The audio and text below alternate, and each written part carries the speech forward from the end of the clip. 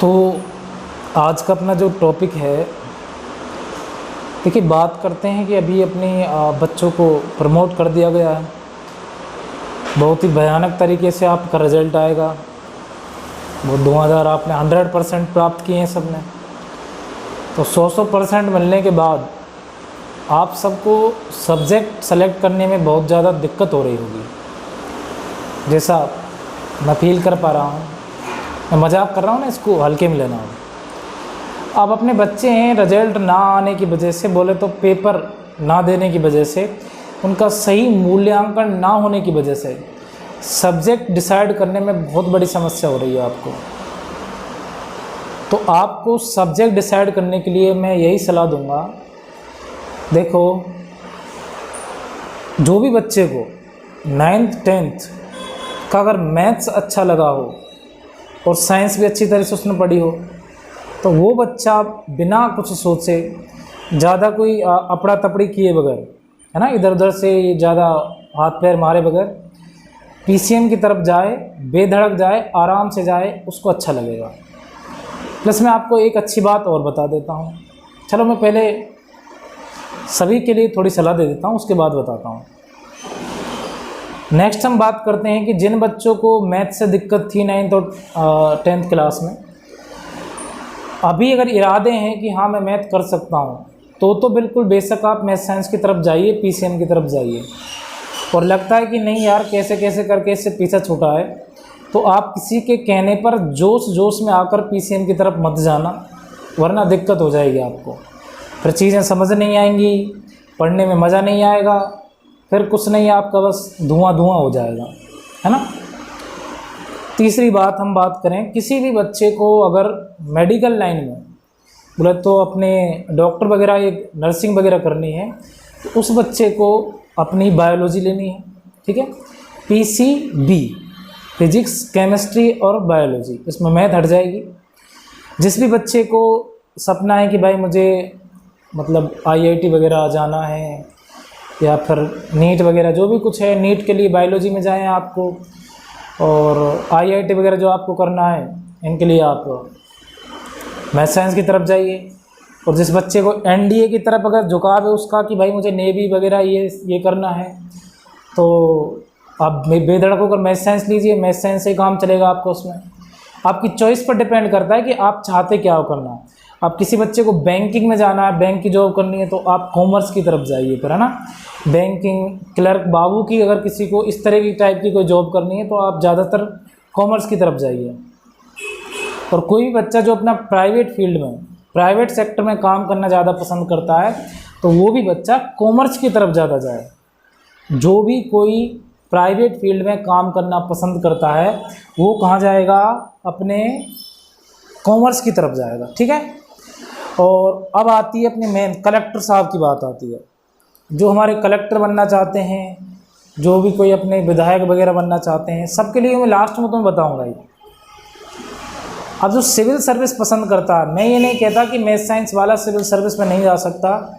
पिछले रिकॉर्ड हम चेक करें तो ज़्यादातर मैथ साइंस वगैरह ये इनके ही ज़्यादा सिविल सर्विस में जा रहे हैं।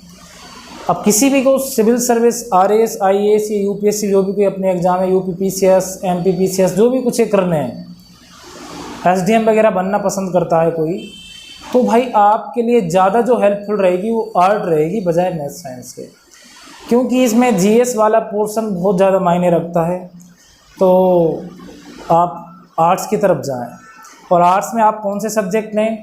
अब आर्ट्स में आप वो सब्जेक्ट लो, क्यों डिस्कस करते हो तुम किसी से? अब आप खुद देख लीजिए कि आपने एसएसटी तो पढ़ी होगी 9th या 10th क्लास में, आपको उसमें ज्योग्राफी अच्छी लगती थी। जैसे 10th क्लास में लास्ट अपने 1 से 4 तक हिस्ट्री के चैप्टर थे, उसी में अपनी फिर पॉलिटिकल साइंस भी थी, उसी में फिर अपनी इकोनॉमिक भी थी, है ना। तो इकोनॉमिक्स भी थी वहाँ पर। तो आपको जो अच्छी लगती है वो ले लीजिए आप। पॉलिटिकल अच्छी लगी थी आपको पढ़ने में, तो पॉलिटिकल ले लो आप। और ज्योग्राफी अच्छी लगी थी, ज्योग्राफी ले लो। हिस्ट्री अच्छी लगी तो हिस्ट्री भी ले लो आप। और किसी को परसेंटेज बनानी है कि भाई मुझे तो सिर्फ परसेंटेज से मतलब है, तो ड्राइंग ले लो, होम साइंस ले लो। ड्राइंग और होम साइंस आपको बस स्कूल से फोकट के नंबर मिलेंगे, आपको प्रैक्टिकल में मिलेंगे आपको। तो बट सब्जेक्ट अपना थोड़ा अच्छा सेलेक्ट करो आप। अब किसी को टीचिंग लाइन में जाना है तो इंग्लिश लिटरेचर ले लीजिए आप, बहुत कम बच्चे मिलते हैं इसके। अब कोई हिंदी लिटरेचर से भी कर सकता है, आपकी चॉइस पर डिपेंड है कि आपको करना क्या है, जो आपको पसंद है। मैं फिर बोल रहा हूँ, सिविल सर्विस में जाना है तो आर्ट्स लो, अगर आपको और किसी जैसे मेडिकल फील्ड में जाना है तो बायोलॉजी लीजिए, इंजीनियरिंग वगैरह करनी है, ऑलराउंडर रहना है, ऑलराउंडर अगर आपको रहना है तो मैथ साइंस लो। आपको हर किसी सब्जेक्ट में, मैं फिर बोल देता हूँ, ऑलराउंडर बनना है तो मैथ साइंस लो, PCM, फिजिक्स केमिस्ट्री मैथ आप ये लीजिए और उसे अच्छे से जोश में आके पढ़िए। आप 9th में भी हवाबाजी में पास हो गए, आप 10th में भी हवाबाजी में पास हो गए, ये हवा आपकी अब निकल जाएगी अगर आपने आगे जाके पढ़ाई नहीं की तो, और वो तो आपका पता चल जाएगा नहीं, क्योंकि अगर आपने पिछली क्लासों में अच्छे से मेहनत नहीं की है, फोकट में अगर आप पास हो तो आपको 11th और 12th में इतनी परेशानियों का सामना करना पड़ेगा, फिर बार बार आपके दिमाग से यही बात निकलेगी, सत्यानाश हो तुम्हारा, पेपर कैंसिल करने वालों। ठीक है, और अगर कोई दिक्कत हो तो आप मुझे बेधड़क बताइएगा, मैसेज करिएगा, कोशिश करना मैसेज ज़्यादा करना, मेरे पास है ना, मैसेज से मैं आपको जवाब दे दूँगा, उस समय नहीं, थोड़ा लेट सेट मैसेज आ जाएगा, रिप्लाई आ जाएगा। हाँ, अब आते हैं अपने भाई, जो इन सब में परफेक्ट नहीं करेगा वो ले देकर ऐसे ही पास हो जाएगा आगे जाके, तो फिर अपने चुनाव लड़ लेना कहीं। ये चुनाव वगैरह बनाए हैं उनके लिए, मैं निठल्लों के लिए, जो पढ़ाई में कुछ नहीं कर पाते हो नेतागिरी कर लेते हैं अपने आगे जाके। नेतागिरी में क्या है, बुक वगैरह थोड़ा देखनी है आपको, ज्योग्राफी वगैरह ये ज्ञान फ्यान नहीं चलता भाई। ज्योग्राफी कोई नहीं देखता है नेतागिरी में, कोई डिग्री नहीं पूछी जाएगी, बस अगर कुछ नहीं कर पाते हो तो चुनाव लड़ लेना। ठीक है, और तो ऐसी कोई बात है नहीं इसमें। हाँ, एक लास्ट में एक चीज़ और बता देता हूँ आपको, जो भी आप सब्जेक्ट लेने की प्लानिंग कर रहे हो, एक बार, अभी देखो यूट्यूब पर सब कुछ है, XYZ फ्री मिलेगा आपको, अपनी अपनी सब्जेक्ट, जैसे किसी को मैथ साइंस लेनी है, PCM लेनी है, तो अपनी फिजिक्स का, केमिस्ट्री का, मैथ का एक एक चैप्टर सर्च करें यूट्यूब पर और उस चैप्टर को देखें। जितने भी अच्छे अच्छे यूट्यूब, जहाँ से आपको समझ में आ जाए, जिस भी चैनल से आपको, जिस भी प्लेटफॉर्म से आपको समझ में आए, उस प्लेटफॉर्म से आप देखिए और समझने की कोशिश करो कि आपको चीज़ें परफेक्टली समझ में आ रही हैं या नहीं आ रही। अगर आप परफेक्टली समझ पा रहे हो उन चीज़ों को तो आप बेधड़क, बिना किसी झिझक के उस सब्जेक्ट को सेलेक्ट कर लो और आगे की अपनी तैयारी शुरू कर दो। ठीक है, इस तरीके से आप अपने सब्जेक्ट का चयन कर सकते हैं। आगे भाई कंपटीशन बहुत बढ़िया रहने वाला है। तुम सोचो कि ऐसे लप्पेबाजी से आगे नौकरी लग जाएगी, बिल्कुल नहीं लगेगी। ये डिग्री सिर्फ अपने घर में रखना, अपने बच्चों को दिखाना, अपने जो भी अपने घर में रिश्तेदार हैं उनको बताना कि हम 12वीं पास थे, हम BA कर ली, फिर हमने सब कुछ कर लिया, फिर भी हमने नौकरी नहीं ले पाए। क्योंकि पढ़ोगे नहीं तो नहीं मिलेगी नौकरी। संघर्ष है भैया, बहुत लंबा चलेगा। किसी को जल्दी मिल जाएगी, किसी को लेट मिलेगी, किसी को मिलेगी नहीं। 80% आपकी मेहनत है, 10% आपका लक है और 10% आपका डेडिकेशन। बोले तो अपने आप को स्ट्रॉन्ग भी रखना, थोड़ा सा मेहनत तो करनी है, साथ के साथ आपको उस चीज़ से विचलित भी नहीं होना। समाज, सोसाइटी, यार दोस्त, भाई बहन, मम्मी पापा, चाचा चाची, सब आपसे कुछ ना कुछ बोलेंगे, बट अगर आप में दम है, हुनर है, तो आप अपने दम पर लगे रहना, मेहनत करते रहना। जिस दिन आप सक्सेस हो जाएंगे, शाबाशी तो उसी दिन मिलेगी।